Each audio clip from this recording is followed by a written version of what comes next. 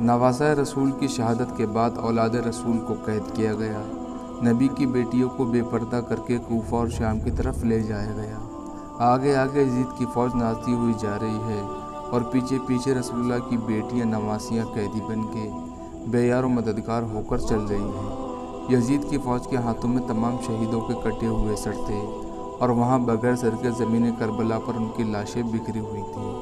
بغیر کفن اور دفن کے 3 دن تک رسول اللہ کے خاندان کی لاشیں زمین کربلا پر بکھری رہیں۔ 13 محرم 61 ہجری کو آس پاس کے لوگوں نے یہ معلوم کیا کہ یزید کی فوج کا پہرا کم ہو گیا ہے، تو چلو نہر فرات سے پانی بھر کر لاتے ہیں۔ جب وہ عورتیں نہر فرات سے پانی بھرنے لگیں تو دیکھا کہ کربلا کی زمین پر لاشیں ہی لاشیں بکھری پڑی ہوئی ہیں، کہیں کسی کا بازو تو کہیں کسی کا جسم کٹا ہوا پڑا ہے۔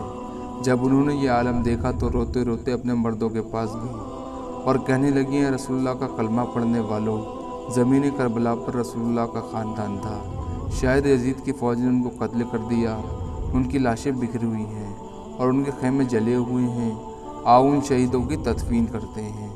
ان مردوں نے کہا، پاگل ہو گئی ہو کیا؟ ان کو یزید نے قتل کیا ہے، اگر ہم ان کی تدفین کریں گے تو کہیں ایسا نہ ہو کہ یزید ہمارا بھی دشمن بن جائے اور ہمیں قتل کر دے، اس لیے انہیں وہیں پر رہنے دو، کوئی نہ کوئی آئے گا اور ان کی تدفین کر دے گا۔ ان عورتوں نے کہا، تعجب ہے کہ تم اپنے آپ کو مسلمان کہلاتے ہو، رسول اللہ کا کلمہ پڑھتے ہو اور ان کے نواسوں اور بیٹوں کے لیے ایسی سوچ رکھتے ہو۔ کیا تمہیں یاد نہیں کہ رسول اللہ صلی اللہ تعالیٰ علیہ وسلم نے کیا کہا تھا کہ میں اجر رسالت کچھ نہیں مانگتا سوائے اس کے کہ تم میری آل سے محبت کرو، اگر تم نہیں جاتے تو مت جاؤ، ہم جائیں گے رسول اللہ کے نواسے کی تدفین کرنے۔ بات جب یہاں تک پہنچی تو ان مردوں میں سے کچھ کی غیرت جاگ گئی اور وہ ان عورتوں کے ساتھ زمین کربلا کے لیے روانہ ہو گئے اور وہاں پہنچ کر دیکھا کہ وہ سب کربلا کی زمین میں بکھرے ہوئے پڑے تھے۔ وہ سوچنے لگے کہ کس کی کس طریقے سے تدفین کی جائے۔ انہوں نے سوچا کہ ایک بڑا سا گڈھا کھود دیتے ہیں اور سبھی کے جسم مبارک کو اس میں دفن کر دیتے ہیں۔ وہ گڈھا کھود ہی رہے تھے کہ اتنے میں ایک شخص گھوڑے پر سوار ہو کر آتا ہے۔ انہوں نے سمجھا کہ شاید یہ کوئی سپاہی ہے اور وہ لوگ پوچھنے لگے کہ کون ہو تم؟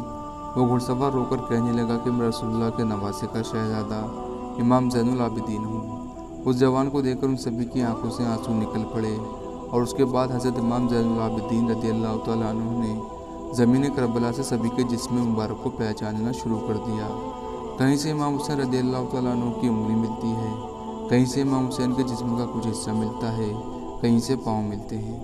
امام زین العابدین امام حسین کے جسم مبارک کے ٹکڑوں کو اکٹھا کرتے ہیں اور ایک جگہ زمین کو تھوڑا سا کھود دیتے ہیں، تو وہاں پہلے سے ہی قبر بنی ہوئی ہوتی ہے، تو امام حسین کو اس قبر میں تدفین کر دیتے ہیں اور بھائی علی اکبر ننھے علی اصغر کو بھی تدفین کر دیتے ہیں اور ایک قبر بنا دیتے ہیں، اور وہاں جن لوگوں نے گڈھا کھودا تھا وہاں دوسری لاشوں کو تدفین کر دیتے ہیں۔ اور اس جگہ کو آج بھی گنج شہید کہا جاتا ہے، جہاں سب کے جسم مبارک ایک ساتھ دفن ہیں۔ جب سب کے جسم مبارک دفن ہو چکے تو کسی نے کہا کہ ایک لاش رہ گئی ہے، یہ دیکھو ایک بوڑھے صحابی ہیں، ان کو ہم نے دفن نہیں کیا۔ امام زین العابدین رو کر فرمانے لگے، یہ حبیب ابن مظاہر ہیں، اللہ یہ چاہتا ہے کہ ان کا جسم مبارک ایسی جگہ پر دفن ہو جہاں جب بھی کوئی امام حسین کے پاس آئے تو ان کو سلام کر کے آئے۔ پھر آپ نے حضرت حبیب کو بھی دفن کر دیا۔ جب سب لوگ جانے لگے تو اتنے میں حضرت امام زین العابدین نے کہا، رکو، ابھی ایک جسم تدفین کرنے کے لیے رہ گیا ہے۔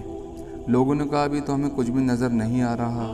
حضرت امام زین العابدین رضی اللہ تعالیٰ عنہ نے فرمایا، آؤ نہر فرات کی طرف۔ لوگ جیسے ہی نہر فرات کی طرف جانے لگے تو وہاں ایک بازو نظر آیا، اور جب تھوڑا آگے بڑھے تو دوسرا بازو نظر آیا، اور تھوڑا آگے بڑھے کہ حضرت عباس علمبردار رضی اللہ تعالیٰ عنہ کا جسم مبارک ان لوگوں کو نظر آتا ہے۔